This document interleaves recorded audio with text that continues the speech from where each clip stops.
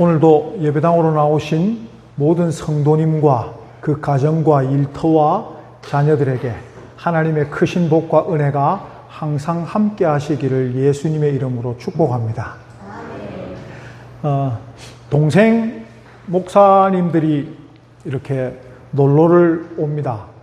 제가 여기 있으니까 이제 주자도에 있으니까 놀러를 오는데요. 자녀들, 어린 이제 저로 치면 동생들이니까 조카들을 데리고 이렇게 놀러를 오는데요. 대부분 초등학교 저학년 혹은 이제 미취학 아동들입니다. 오면 제가 꼭 데리고 가는 데가 있습니다. 어디를 데리고 가냐면 추자대교 다리를 딱 건너면 왼쪽 편에 굴비 한 마리가, 큰 굴비 한 마리, 조기 한 마리가 탁 있잖아요. 그럼 거기 탁 데리고 가면 애들이 다 목사들 애들답게 보자마자 우와 요나의 물고기다 라고 얘기를 합니다. 그러면 걔네들을 데리고 가서 그 안에 물고기 뱃속에 들어가게 한 다음에 사진도 찍어주고 같이 놉니다. 그럼 애들이 참 즐거워합니다. 대단하죠, 그죠? 요나의 물고기도 알고. 들어가면 또 목사답게 물어봅니다. 요나가 물고기 뱃속에 며칠 있었지? 물어봅니다. 모르는 애가 없습니다. 3일요. 다 대답을 합니다. 그럼 이제 조금씩 제가 어려운 질문을 하거든요. 요나가 물고기 배에 왜 들어갔어요? 라고 물어봅니다. 그럼 그때부터 애들이 혼란스러워지기 시작합니다. 왜? 어린아이들이 이해하기에는 좀 어려운 질문이거든요. 초등학교 이제 저학년쯤 되면 애들이 대답합니다. 하나님 말씀 안 들어서요. 이런 얘기 하거든요. 그럼 이제 그 질문, 그 대답까지 하는 애한테는 제가 이제 하나 더 물어봅니다. 삼촌이 아이스크림 사줄 테니까 이제 이것까지 대답하면 삼촌이 아이스크림 사주겠다라고 얘기를 합니다. 오시죠. 그리고 나서 묻습니다. 그러면 요나가 물고기 배에서 어떻게 다시 나오게 되었지? 라고 질문을 합니다. 대답해 보십시오. 요나가 물고기 배에서 어떻게 나오게 되었습니까? 회개한다라고 말씀하셨습니다. 어떻게 생각하십니까? 저는 오늘 본문을 아무리 공부하고 연구해봐도 요나가 회개한 걸 볼 수가 없습니다. 물고기 배에서도 감사의 기도를 드리며 제가 서원을 갖겠습니다라고 얘기를 하지 하나님 잘못했습니다라고 한마디도 없습니다. 그런데 우리는 교회에서 저도 주일학교 때 요나가 하나님한테 잘못했다라고 회개해서 하나님이 물고기로 이렇게 팩 배탄하게 했다라고 배웠거든요. 그 아이들도 지금도 똑같은 거 봅니다. 그 아이들도 똑같은 대답을 합니다. 요나가 회개해서요 라고 얘기를 하거든요. 성경에서 얘기하는 회개는 행동의 후회와 행동의 변화가 있어야만 그게 회개라고 할 수 있습니다. 요나가 1장에 나오는 요나부터 4장에 나오는 요나까지 참 변함없이 일관적으로 요나는 안 변하는 것 같습니다. 그에 비해서 우리 욥은 잘 알고 있습니다. 1장, 2장에서 나오는 욥과 42장에서 나오는 욥은 완전히 다른 사람이 되어 있거든요. 욥은 등장 때부터 당대의 완전한 자였지만 뒤로 갈수록 38장 이후로 갈수록 내가 이제 하나님을 듣기만 했는데 이제는 보기도 하고 이제 진짜 하나님을 알겠습니다 라고 고백하고 완전히 다른 사람, 차원이 다른 사람이 되거든요. 그런데 요나는 정말 일관적으로 꾸준하게 안 변하는 사람 같습니다. 요나라는 이름이요, 어디서 나왔냐면은 그 이름의 뜻이 예호야한, 하난의 줄임말인 요하난 또는 요나에서 나왔습니다. 이걸 이제 줄이면 요한이라고 부르거든요. 제 이름하고 히브리식 이름으로 제 이름을 부르면 요나입니다. 그래서 제가 요나를 참 좋아하는데 이 요나의 이름 뜻이 뭐냐면 자비로우신 여호와 하나님, 하나님은 은혜로우시다 라는 뜻입니다. 참 이름 뜻이 좋죠. 전 제 이름 뜻을 참 좋아합니다. 근데 요나가 하나님은 자비로우시다라는 이름의 뜻을 가지고 있는데 1장부터 4장까지 보면 그런 모습이 너무 안 보이는 것 같아요. 하나님은 은혜로우시다, 자비로우신 하나님이라는 그 이름 뜻대로 사는 것 같지가 않습니다. 1장에 보면 하나님이 딱 나타나시거든요. 그리고 요나한테 저기 니느웨에 가서, 지금으로 치면 쿠웨이트 서쪽에 있는 도시인데 거기 가서, 이라크에 있군요. 이라크 서쪽에 있는 도시인데 거기에 가서 회개를 선포해라. 하나님이 거기 멸망시킬 거다라고 얘기해라. 그 얘기가 들려오니까 요나가 딱 듣자마자 예 하고 가는 게 아니라 완전히 반대쪽으로, 스페인 쪽으로, 서쪽으로 배 타고 도망을 가버립니다. 이 요나가 이거 뭐 이상한 사람 아닌가? 하나님의 음성을 듣자마자 완전히 어기고 도망가는 사람 아닌가라고 생각할 수 있지만요. 열왕기하 14장 25절을 보면 이스라엘 하나님 여호와께서 가르헤벨 아미떼 아들 선지자 요나로 하신 말씀과 같이 여호보람이 이스라엘 지경을 회복하되라고 나와 있거든요. 역사서에도 나오는 선지자입니다. 그러니까 이 선지자가 맞아요. 우리가 아는 하나님의 음성을 듣고 백성들에게 선포하는 사람이 맞습니다. 근데 하나님의 음성을 듣자마자 그 반대로 해버리거든요. 그리고 우리가 알다시피 물고기 배에서 토해지고 나서 니느웨로 갑니다. 니느웨로 가서 그 성을 가보니까 사흘 동안 돌아야 될 만큼 큰 도시였거든요. 근데 무엇이 또 마음에 안 들었는지 딱 하루 동안만, 그것도 아마 대충 했을 것 같아요. 큰 소리도 안 질렀을 것 같아요. 회개하라. 하나님이 여기 망하게 할 것이다. 너희 죄악이 찼다. 조용하게. 왜? 큰 소리 치면 사람들 다 듣잖아요. 듣고 회개할까봐. 왜냐하면 왜 이렇게 했을까 생각을 해보면 이 아시리아 나라의 수도가 니느웨인데요. 언제나 자기 조국인 이스라엘을 쳐들어왔던 사람들입니다. 그리고 결국 이스라엘을 멸망시킨 사람들이거든요. 그러니까 원수입니다. 원수의 수도에 가서 너네들 망한다라고 얘기하면 기분이 좋을까요? 나쁠까요? 사실 전 좋을 것 같습니다. 제 원수가 있는데 그 원수 사는 나라에 가가지고 야, 하나님이 너희들 망하게 한단다. 너희들 이 땅으로 살면 망한다 라고 얘기하라 그러면 저는 아주 신나서 가서 그냥 눈 초롱초롱하게 해서 마이크 하나 사가지고 가서 크게 얘기할 겁니다. 왜? 마음에 어떤 마음이 있으니까 아이고 좋다. 너희들 다 망해봐라. 그렇게 할 수 있거든요.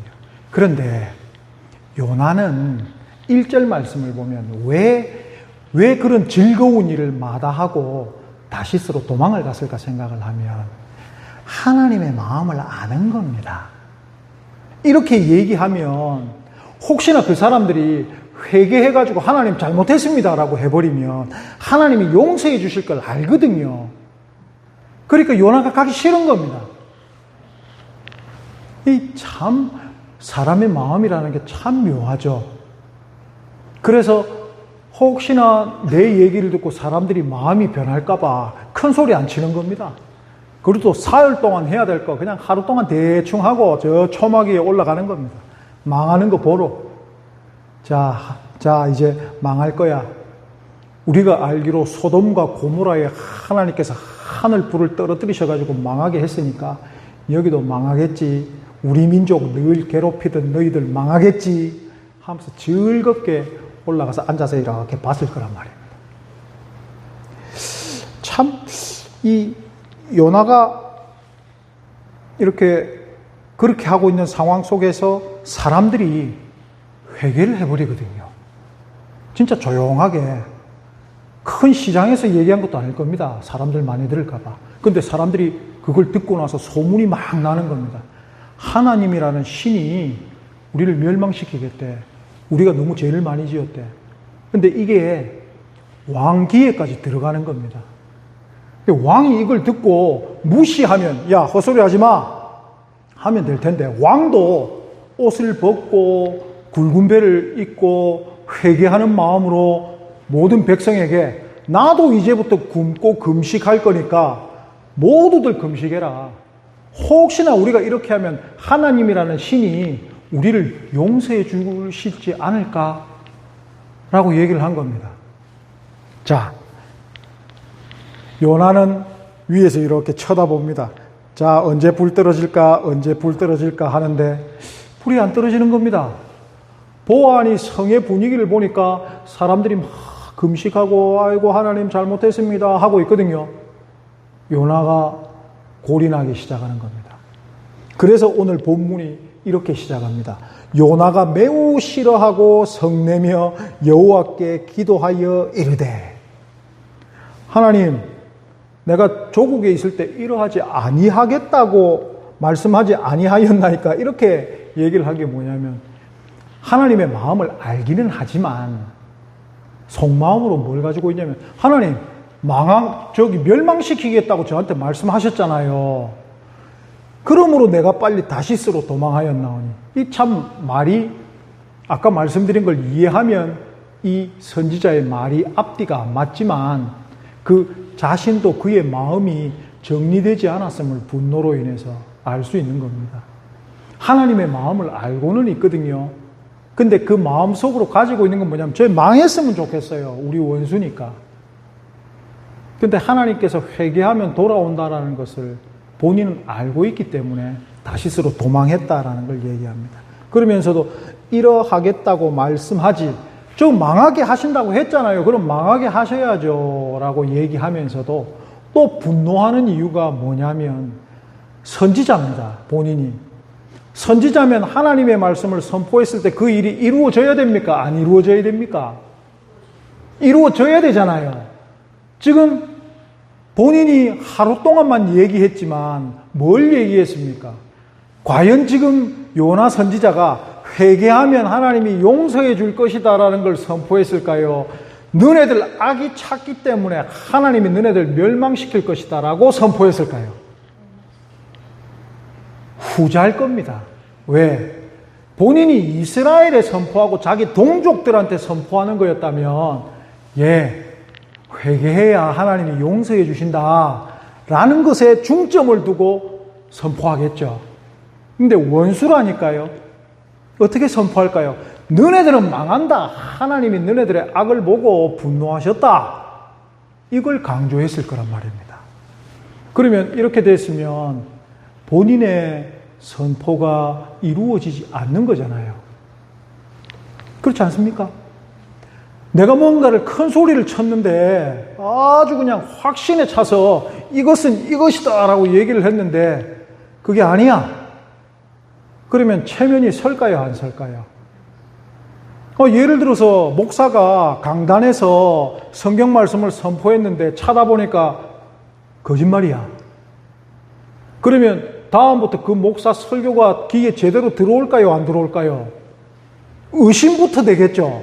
저 목사님 진짜 하는 말이 진짜일까? 의심부터 될 겁니다. 근데 선지자라는 사람이 와서 여기 멸망할 거야 라고 얘기를 했는데 안 망합니다. 선지자 체면이 설까요? 안 설까요? 안 서잖아요. 그러니까 이게 또 분노하는 두 번째 이유가 되는 겁니다. 첫 번째 이유는 원수들인데 원수들이 다시 살아나서 그냥 기분이 나쁜 거고, 두 번째는 내가 선지자인데 선지자로서 선포한 말씀이 거짓말이 돼버리니까 이게 기분이 나쁜 겁니다. 근데 이제 이렇게 될 수도 있죠.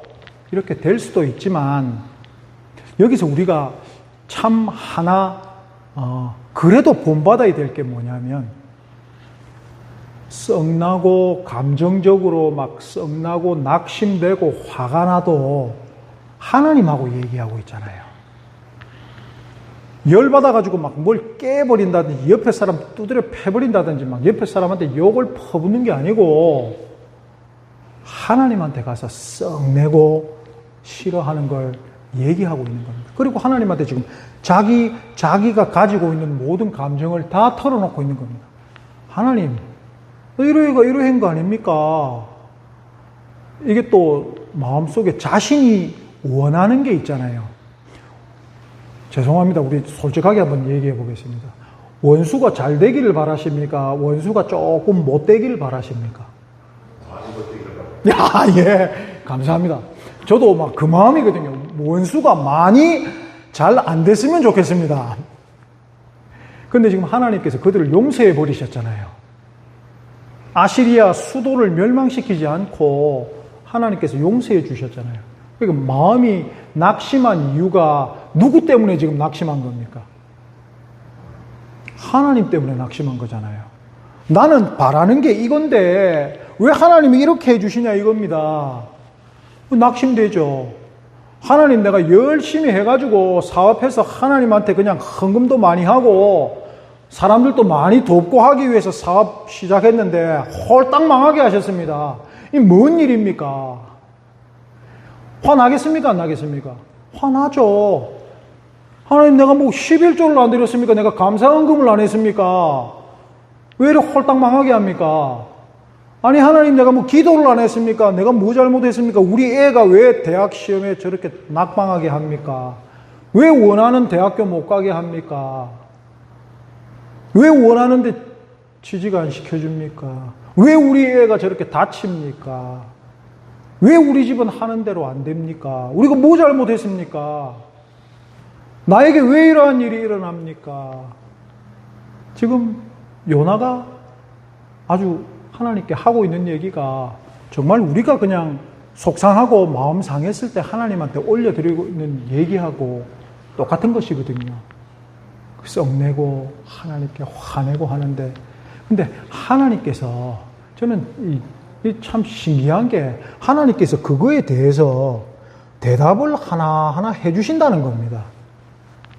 하나님의 첫 번째 대답이 뭐냐라고 하니까 내가 썩내는 것이 옳으냐라고 대답을 하십니다.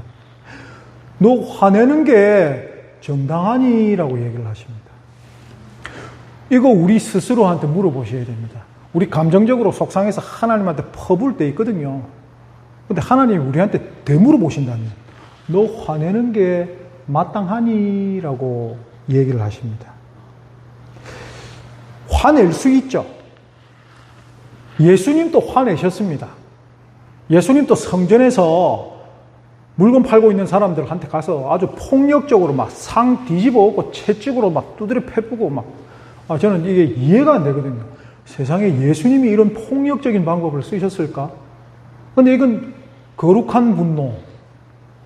근데 요나가 화내고 있는 것은 지극히 개인적인 분노, 감정적인 분노거든요. 그리고 요나가 얘기하는 게 3절에 보면 이제 내 생명을 거두어 가소서, 사는 것보다 죽는 것이 내게 나음이다. 원수가 다시 살아나는 꼴 내가 보는 거 차라리 내가 죽는 게 낫습니다. 내가 절마 잘 되는 꼴을 못 보겠습니다. 차라리 저 죽이십시오라고 얘기했을 때, 이거 참 한번 생각해 보시면 예수님하고 모세의 경우를 봤을 때, 모세가 하나님께서 이스라엘 백성을 다 죽여버리려고 하셨을 때 자신의 목숨을 걸고 모두를 용서해 달라고 합니다. 하나님, 제 목숨을 가져가시고 저 사람들 살려주시면 안 되겠습니까? 예수님은 또 어떠십니까? 본인이 십자가에 달리시고 모두를 구원하시는 게 하나님의 뜻이라면 그렇게 하셔야지요 라고 얘기를 하셨습니다. 이거 요나의 기도가 사실 예수님이나 모세의 기도하고는 너무 다른 기도지 않습니까? 하나님께서 내가 썩내는 게 옳리라고 물으시는데 세상에 요나가 대답도 안 합니다. 오늘 본문을 보시면 대답 안 합니다. 그리고 동쪽으로 가서 망하는 거 쳐다보러 갑니다. 지금까지 하나님한테 지금 마음 상해 있는 겁니다. 네가 화내는 게 옳리라고 하나님이 물어보시는데 그 꿍해서 대답 안 하는 겁니다. 우리 화나 있을 때 누군가가 나에게 옳은 소리 하면 그것 옳은 소리지만 듣기 싫잖아요. 내 감정이 상해 있고 내 마음이 상해 있는데 암만 옳은 소리 하면 대꾸하고 싶지 않거든요. 그러니까 그냥 동쪽에 가가지고 하나님께서 저거 멸망시키는가 안 시키는가 기어이 내 뜻대로 해주시는가 안 해주시는가 딱 보러 가는 겁니다. 마음이 꽁 해가지고. 우리 모습하고 똑같죠. 하나님이 이렇게 성실하게 대답을 해주셨는데도 요나는 회개함으로 반응하지 않고 니느웨가 어찌 될지 보기 위해서 성읍 밖으로 나갔습니다. 우리는 하나님의 선하심에도 마음이 풀리지 않는 상태로 살아갈 수 있고 상황이 자신이 원하는 대로 되는지 안 되는지 계속 살피며 살아갈 수 있습니다. 계속 하나님한테 마음 상한 상태로 살아갈 수 있다는 겁니다, 우리가. 근데 이는 이제 하나님께서 원하시는 모습은 아니죠. 그리고 앉아있는데 그런 요나에게 하나님께서는 6절 말씀을 보시면 박넝쿨을 예비하사 합니다. 초막 하나 만들어가지고 이래 앉아서 망하는가 안 망하는가 나무 밑에서 보고 있는데 그런 마음 상한 요나에게 하나님께서는 박넝쿨 예비하셔가지고 그 뜨거운 중동 지방의 태양을 피하게 하셨습니다. 그리고 보면 그의 괴로움을 면하게 하려 하심이라 라고 되어 있는데 여기 괴로움이라는 이 단어가 라라는 표현인데요. 이 라라는 단어가 쓰여져 있는데 이 단어는 육체적인 괴로움보다 정신적인 괴로움을 표현할 때 더 많이 사용되는 단어입니다. 그럼 지금 하나님께서 그의 괴로움을 면케하려 하심이다라는 것은 뭐냐면 요나가 마음이 괴롭다라는 것을 알고 있는 겁니다. 왜? 요나가 지금 마음으로 내적 갈등을 겪고 있는 겁니다. 왜? 자신이 잘못한 거 알고 있어요. 근데 회개 안 합니다. 왜? 원수가 망하는 걸 보고 싶거든요. 속은 상해 있지만 하나님한테 안 돌아옵니다. 왜? 그래도 내 마음대로 됐으면 좋겠다라는 마음이 있거든요. 근데 마음으로는 얼마나 갈등할까요? 그가 선지자인데, 하나님의 음성을 듣는 선지자인데 얼마나 마음에 갈등이 있을까요? 하나님께서 그늘을 주시면서 그의 괴로움을 명쾌하시려고 그냥 볕을 피하게 해주시는 게 아니라 마음의 평화를 주시려고 마음의 기쁨을 주시려고 하십니다.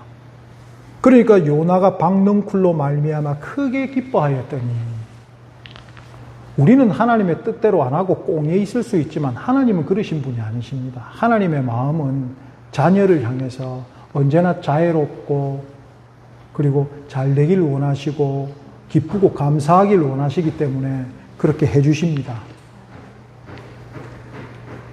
우리는 불평하고 원망하지만 하나님께서는 우리가 살아갈 수 있는 이런 은혜를 끊임없이 내려주시는 것이죠. 과거와 지금 하나님께서 나에게 어떤 은혜를 베풀어 주셨는지 우리가 언제나 기억하고 생각해야만 우리는 기뻐할 수 있고 감사할 수가 있습니다. 여기서도 지금 하나님이 원하시는 건 뭘까라면 요나가 회개하는 겁니다. 내가 너 조금만 생각해보면 박넝쿨 하나도 네가 재배한 것이 아니지만 이걸로 인해서 내가 너에게 은혜 베풀어 줄 수 있고 이거 하나를 통해서 네가 이렇게 기뻐할 수 있는데 왜 그 원수를 용서 못하니? 라는 걸 지금 보여주고 계신 것이죠. 하나님이 우리에게 주신 구원의 은혜에 대한 모든 대가는 예수 그리스도께서 지불하신 겁니다. 예수 그리스도의 생명으로 인해서. 우린 대가 없이 이 구원과 새로운 생명을 받은 거거든요. 그걸 생각하고 떠올려야죠. 새로운 생명을 받았는데 용서해야죠. 하지만 그게 얼마나 또 어려운 일인지를 우린 또 알고 있습니다.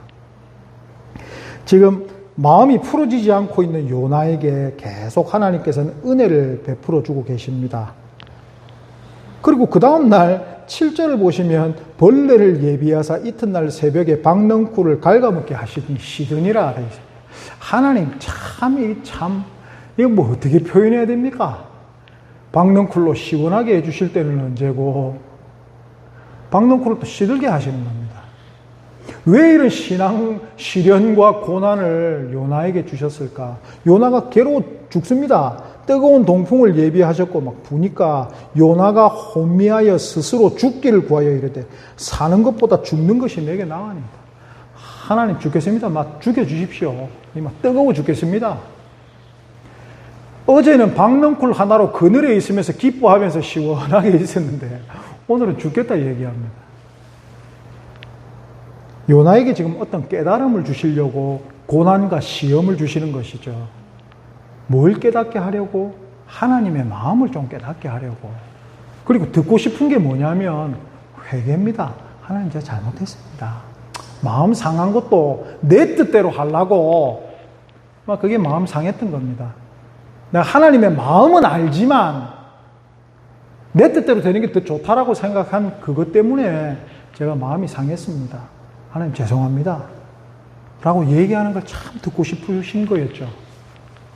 요나가 사실 끝까지 그 얘기 안 합니다. 요나가 회개했는지 안 했는지 성경이 안 나옵니다. 그래서 답답합니다. 요나가 이 상태쯤 됐으면 하나님 내가 물고기 배에 들어가고 막 볕에 죽겠다 이러면 하나님한테 회개해야 될 건데 끝까지 안 하는 것 같습니다.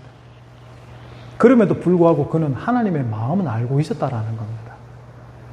그게 삶에서 실천이 잘 안 됐던 거지. 우리의 모습과 참 비슷하지 않습니까? 우리 하나님 알죠? 하나님 모르십니까?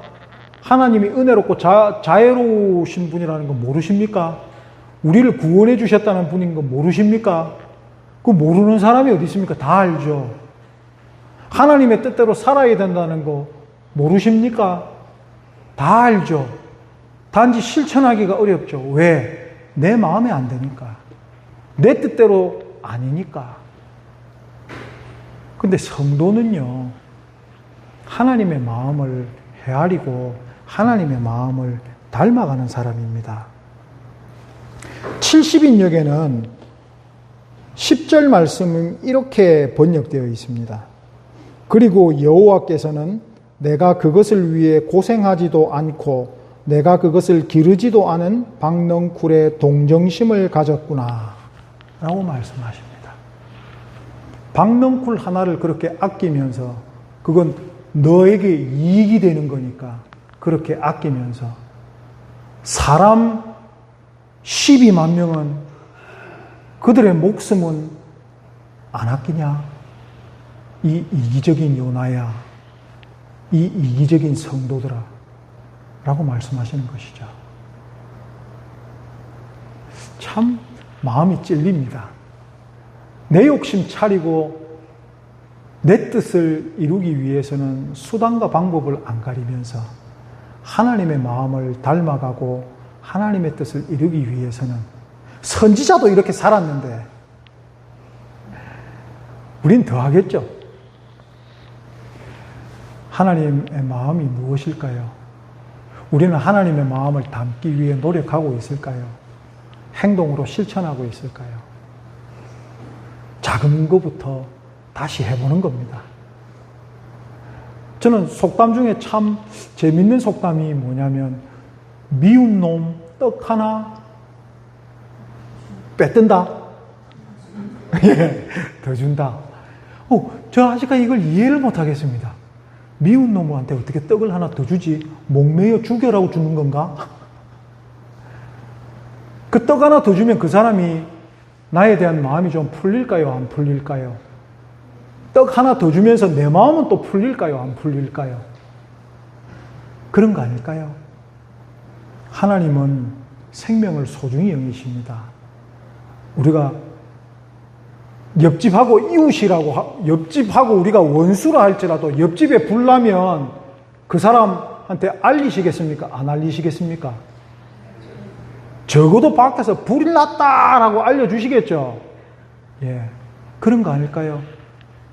심판, 불지옥에 들어가지 않는 그 사람이 암만 미워도 야, 생명으로 와야지 하나님 믿어야지 라고 얘기할 수 있는, 생명을 가장 소중히 여기는 하나님의 마음을 알아가고, 그리고 하나님의 행동을 본받아 이 땅에서 하나님의 행동을 실천하는 사람들, 그런 사람들이 성도입니다. 우리 성도로서 하나님의 마음을 닮아가시고 생명을 소중히 여기시는 하나님의 그 일을 함께 동력하시는 모두가 되실 수 있기를 예수님의 이름으로 축복합니다. 기도하겠습니다.